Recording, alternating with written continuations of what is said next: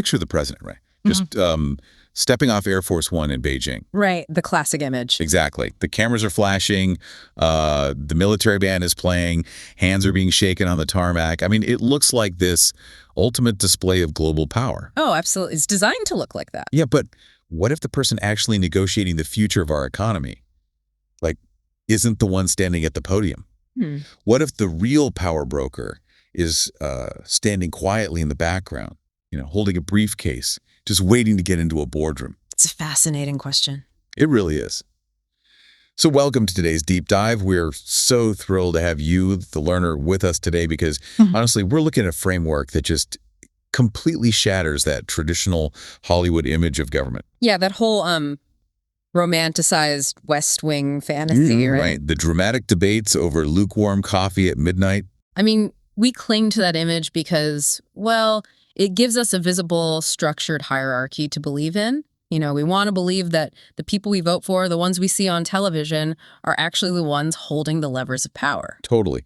But we have a really fascinating piece of source material today that argues basically the exact opposite. Yeah, it's quite a read. It's a recent post on the Knowledge is King blog by an author named Mark Wells, and it's titled The Boardroom and the Briefing Room. Who really runs the show? And Wells argues that the political administration, the people dominating the news cycle every single night they're essentially just a public relations department. Right. And the real board of directors running the country, according to him, is made up of ultra-wealthy CEOs. Exactly. Now, real quick, before we jump into the deep end here, I am putting a massive flashing neon sign over this conversation. A very necessary disclaimer. Yes. Because we are exploring this highly provocative, politically charged theory completely impartially. I mean, our goal is not to take a side here. Right. We are definitely not endorsing Wells's viewpoint. No, not at all. We're just here to, unpack the mechanics of his mental model so you can evaluate it on your own terms. Like, we look at the blueprint, but we don't lobby for the building. I like that. And treating it as a blueprint is really the best approach, I think. We need to understand how the author believes the structure of global power is constructed, like piece by piece. Okay, let's unpack this. So Wells starts by grounding his theory in that physical reality I mentioned at the top, right? Like that recent presidential trip to China. Right. When we watch the news coverage of an event like that, the camera focuses entirely on the official political administration. Of course. That's the PR front. Yeah.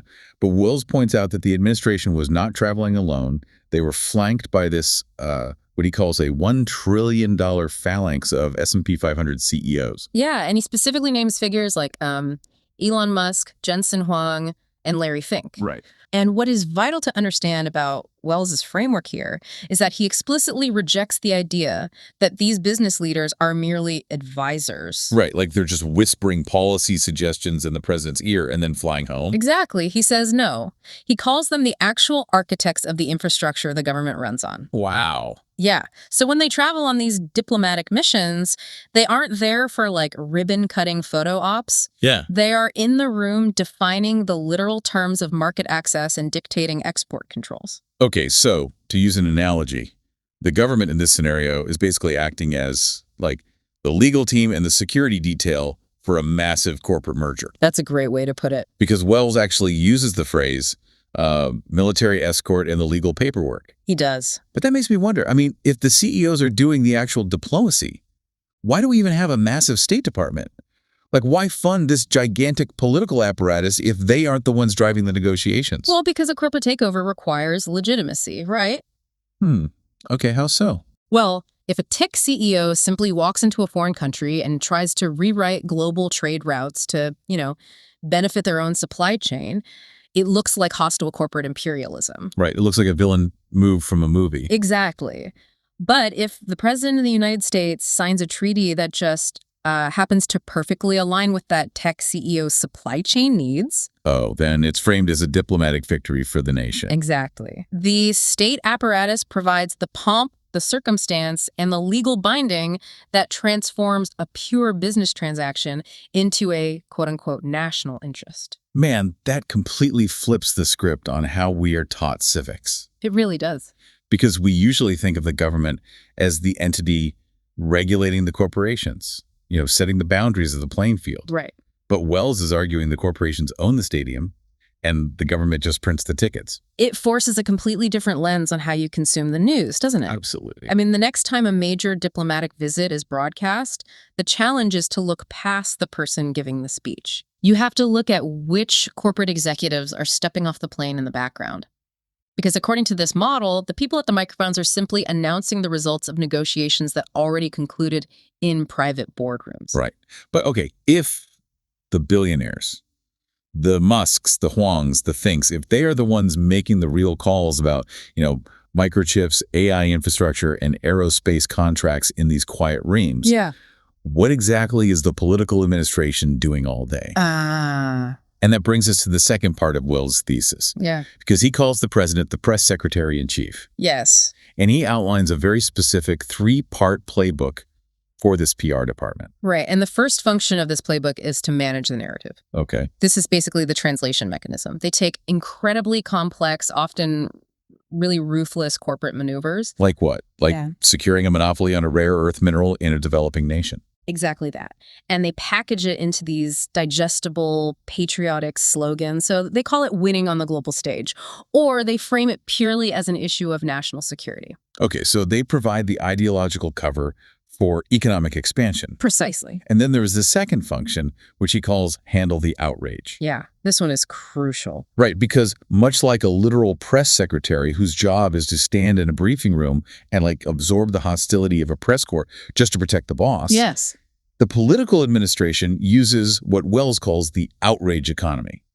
They throw red meat to the public, like cultural theater, endless partisan bickering, basically to keep us distracted. Right. And by keeping the public constantly inflamed over cultural wedge issues, the administration diverts hostile attention away from the boardroom. It's a sleight of hand. Exactly. The structural shifts, the rewriting of global tax codes, the privatization of public resources, all of that happens in the background, shielded from scrutiny. Because the public is too busy arguing over the latest viral controversy. You've got it. Okay, but here's where it gets really interesting. Okay. Because he takes that idea of distraction and moves it into actual monetization with the third function.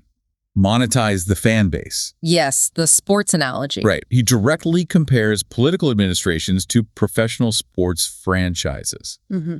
He says, the anger is the product. The policy is the fine print. Right. Think about it. In a professional sports model, the owners share television revenue regardless of which team actually wins the championship. Oh, true. The only thing that matters to them is that the stadium is full and the fans are buying merchandise. And Wells argues that political parties operate on that exact same business model.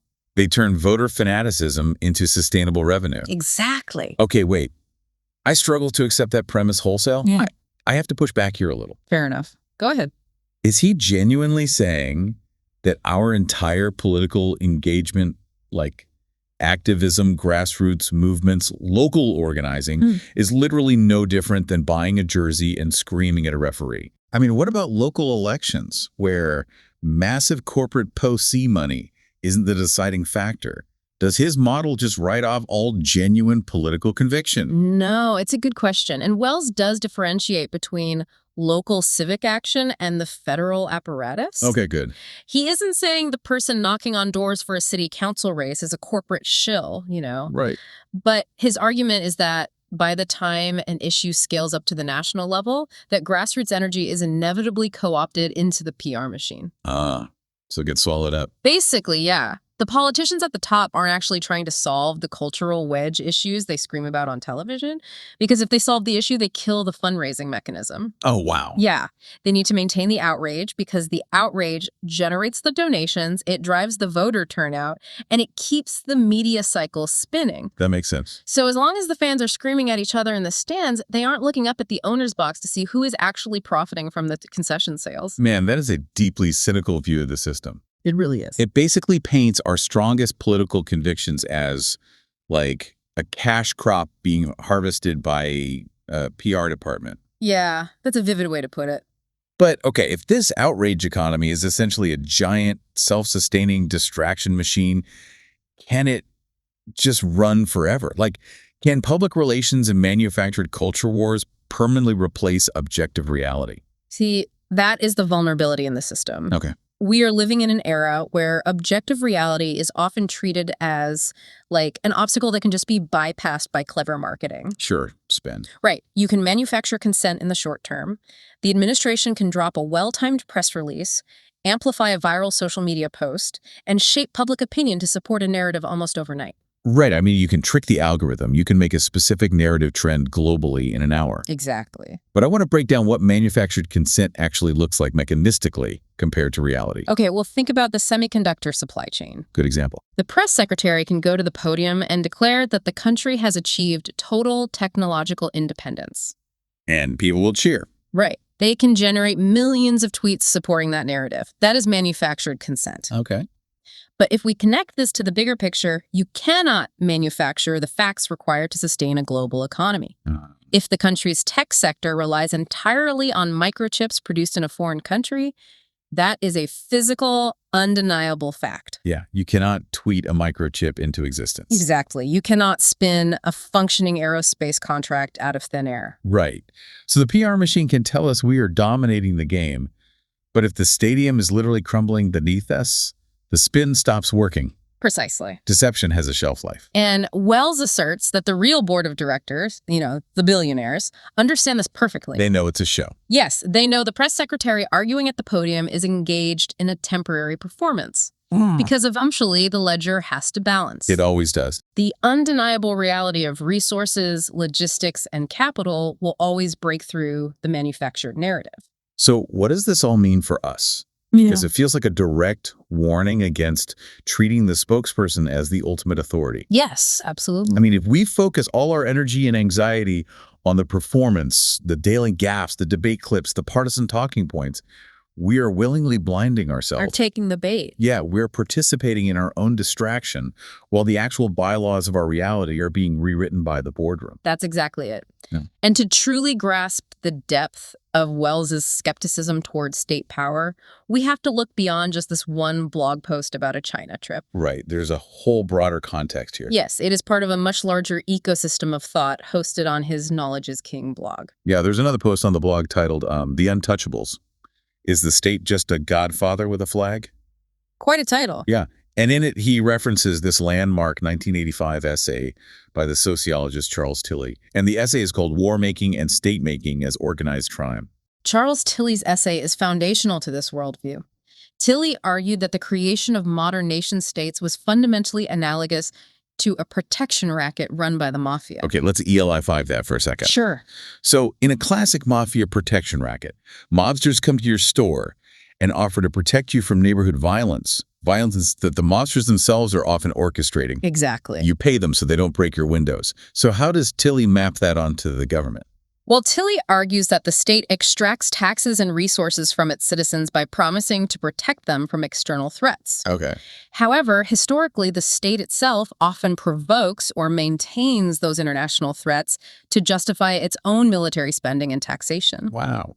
Yeah. And Wells takes Tilly's 1985 academic framework and applies it directly to modern global capitalism. So when he asks if the state is just a godfather with a flag, he is arguing that all the trappings of traditional patriotism, like the anthems, the borders, the military parades, are basically just branding for a cartel. That is the argument. The government collects the taxes, funds the defense contractors, and enforces the rules on behalf of unseen bosses. Right. He views traditional state power as a carefully constructed illusion.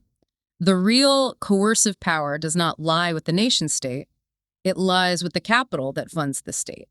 And he elaborates on who those unseen bosses are in yet another piece on the blog called The Invisible Architects. Yes. The subtitle specifically mentions asset managers and the BRICS expansion. This is a huge pivot in his argument. Yeah, this is where he moves beyond individual billionaire CEOs like Musk or Huang and starts looking at massive transnational asset management firms. Right. Entities like Vanguard or BlackRock, which control literally trillions of dollars in global wealth. Trillions, yeah. And in Wells's view, these asset managers are the ones truly dictating global events. Okay, walk me through the mechanism of that. Because how does an asset manager sitting in an office in New York or London force a sovereign nation to alter its foreign policy? Okay, well, imagine a massive asset manager decides that a particular Western currency is becoming too volatile. Yeah, making them nervous. Right. So they quietly reallocate tens of billions of dollars out of that currency and into emerging markets. To moving the money. Exactly. But this massive capital flight forces the central banks of developing nations to react. Because it's too much money to ignore. Exactly. To stabilize their own economies in the face of this shifting capital, those nations might decide to formally align with the BRICS coalition. Brazil, Russia, India, China, and South Africa. Right. And they do that to seek alternative financial infrastructure. Oh. So the politicians announced they are joining BRICS, and it's framed on the news as a bold geopolitical maneuver by the state. That's right. But in reality, they're just reacting to the fact that an invisible asset manager moved the money first. Exactly. This raises an important question. Who is actually steering the ship here? It's the money. Right. The shifting of global economic alliances isn't happening because politicians had a sudden change of heart about diplomatic relations. It is happening because the invisible architects are reallocating global capital. So the nation-states are just adjusting their foreign policy to align with where the money is already moving. Precisely. Man, it is a dizzying perspective. It forces a kind of ruthless intellectual discipline. It really does. I mean, whether you, the learner, agree with this framework or think it strips, way too much agency away from everyday people, it is undeniably a fascinating alternative lens for consuming the news. It requires you to stop accepting the surface level narrative. Like, you can no longer watch a press conference and take the statements at face value. Right. It challenges you to instantly ask, who is the actual beneficiary here and who is just the spokesperson? Exactly. Like if a new foreign policy is announced, you don't just ask if it's a left-wing or right-wing policy. You ask, which corporate supply chain does this benefit? Yes. Which asset manager gains from this newly opened market? It completely changes the questions you bring to the table. And asking better questions is really the only way to avoid being swept up in the outrage economy. It is the antidote to manufactured consent. Very well said. Okay, let's briefly recap the journey we have been on today. So we started by dismantling the romantic illusion of political power, the idea that the West Wing is where the real decisions are made. Right. We introduced Mark Wells's framework, where S&P 500 CEOs act as the true board of directors, and the political administration serves as their PR firm, basically drafting the legal paperwork for corporate mergers disguised as national interest. And then we unpacked the playbook of the press secretary-in-chief. Right. Exploring how the outrage economy intentionally monetizes our civic engagement. We looked at how politicians act like sports owners, basically keeping us distracted by cultural theater while the structural realities of global trade are quietly altered in the background. And then we examined the limits of that PR machine, noting that while you can manufacture consent with a viral tweet, you cannot manufacture the physical facts like the microchips, the logistics required to sustain it forever. Deception has a shelf life. Exactly. And finally, we broadened the lens with Charles Tilley's theory, viewing the state itself not as a sovereign protector, but as a godfather with a flag, basically an enforcer for the invisible architects of global capital. It is a comprehensive architecture of modern power. But, it leaves us with a critical, lingering thought. Because Wells warns that the ledger eventually has to balance because reality always outlasts public relations. Always. So the question we must ask ourselves is this. What happens on the day the PR machine finally runs out of spin? Oh, wow. When the physical reality of the global economy inevitably forces the real board of directors out of the quiet rooms and into the blazing spotlight, who will the public hold accountable? Will we turn our rage on the press secretary we voted for, or will we finally confront the CEOs we didn't? Man, that is a question that is going to stick with me for a long time. Well, thank you, the learner, for joining us on this deep dive. As always, keep looking past the podium, keep questioning narrative, and stay curious. We'll catch you next time.